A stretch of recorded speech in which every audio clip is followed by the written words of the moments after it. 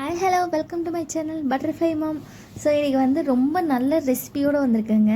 அது என்ன ரெசிபின்னு சொல்லி வாங்க நம்ம வீடியோக்குள்ளே பார்த்துக்கலாம். வீடியோக்குள்ளே போகிறதுக்கு முன்னாடி இது என்ன ரெசிபின்னா ஆல்வெள்ளி கிழங்குங்க. அதில் நீங்கள் வந்து வேக வச்சு சாப்பிட்ருக்கீங்க, அதில் வடை செஞ்சு சாப்பிட்ருப்பீங்க, புட்டு செஞ்சு சாப்பிட்ருப்பீங்களா? வாங்க எப்படி செய்ய சொல்லி பார்த்துடலாங்க. வாங்க, இந்த மாதிரி ஆல்வெள்ளி கிழங்கு எடுத்து தோலை உரித்து வச்சுக்கோங்க. தோலை உரித்து இந்த மாதிரி தனியாக ஸ்லைஸாக வெட்டி வச்சுக்கோங்க. உங்களுக்கு வாட்டமாக இருக்க மாதிரி இந்த மாதிரி தேங்காய் துருவதில் வச்சு நல்லா துருவி வச்சுக்கணும். இது வந்து கண்டிப்பாக இப்போ உங்களுக்கு யூஸ்ஃபுல்லாக இருக்குங்க. குழந்தைங்களுக்கு ஸ்கூல் ஓப்பன் பண்ணியாச்சு, எப்படியோ சாயங்காலம் வந்து மம்மி ஸ்நாக்ஸு அப்படின்னு சொல்லி கேட்பாங்க. நீங்கள் குயிக்காக இன்ஸ்டண்ட்டாக நீங்கள் செய்யலாம். ரொம்பவே நல்லா ஹெல்த்தியான ஃபுட்டுமே இது.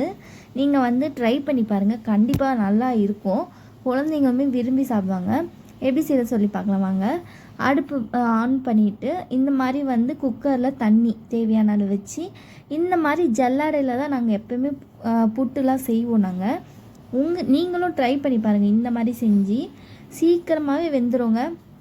லேட் ஆகும்லாம் இல்லை, சீக்கிரமாக முடிஞ்சிடும். ஒரு 5 மினிட்ஸ் ஒரு 10 மினிட்ஸ்க்குள்ளே தான் ஆகுதே இது. ஆக்சுவலாக இது வேக வச்சு எடுத்து 10 மினிட்ஸ்க்குள்ளே தான் ஆச்சு. நல்லா சீக்கிரமாகவும் வெந்துடும், சாஃப்டாகவும் இருக்கும். உங்கள்கிட்ட புட்டு வெவிக்கிறது இல்லைன்னா நீங்கள் இந்த மாதிரி நீங்கள் ட்ரை பண்ணி பாருங்கள், கண்டிப்பாக நல்லாயிருக்கும். இப்போ ஆன் பண்ணி வச்சுட்டு இந்த மாதிரி தேவையான அளவு உள்ள தண்ணி வச்சு மேலே ஜல்லாடையில் அந்த தேங்காய் துருவுனது எல்லாமே, அந்த ஆல்வெள்ளி கிழங்கு எல்லாமே போட்டு தட்டு மூடி வச்சு இந்த மாதிரி தட்டில் சர்வ் பண்ணிடுங்க. வேக வச்சு எடுத்து ஆல்வெள்ளி கிழங்கு இது அவங்களுக்கு தேவையான அளவுக்கு தேங்காய் துருவி வச்சுக்கோங்க. தேங்காய் போட்டு செஞ்சால் சாப்பிட்டா நல்லாயிருக்கும். நீ சாப்பிட்டு பாருங்கள். நாங்கள் இதுக்கு வந்து ஒயிட் சர்க்கரையும் யூஸ் பண்ணுவோம். இது வந்து நாட்டு சர்க்கரை. தயவு செஞ்சு முடிஞ்ச அளவுக்கு ஒயிட் சர்க்கரையை அவாய்ட் பண்ணிக்கோங்க. தேவையான இடத்துல மட்டும் ஒயிட் சர்க்கரை யூஸ் பண்ணிக்கோங்க. மித்தபடி ஒயிட் சர்க்கரை யூஸ் பண்ணாதீங்க. இப்போ வர ஒயிட் சர்க்கரை நல்லா இல்லை. வேணால் பிராண்டாக வேணால் யூஸ் பண்ணிக்கோங்க. முடிஞ்ச அளவுக்கு நாட்டு சர்க்கரை யூஸ் பண்ணிக்கோங்க.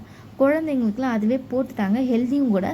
இந்த மாதிரி செஞ்சு இந்த மாதிரி வச்சுக்கோங்க. பெரியவங்க சாப்பிட்றதா இருந்தால், குழந்தைங்க இந்த மாதிரி செஞ்சு சாப்பிட்லன்னா இந்த மாதிரி வந்து பால் மாதிரி பண்ணி வச்சுக்கோங்க.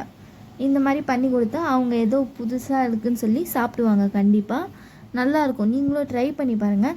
எப்படி இருக்குன்னு சொல்லி லைக் பண்ணுங்கள், கமெண்ட் பண்ணுங்கள். நெக்ஸ்ட் வீடியோவில்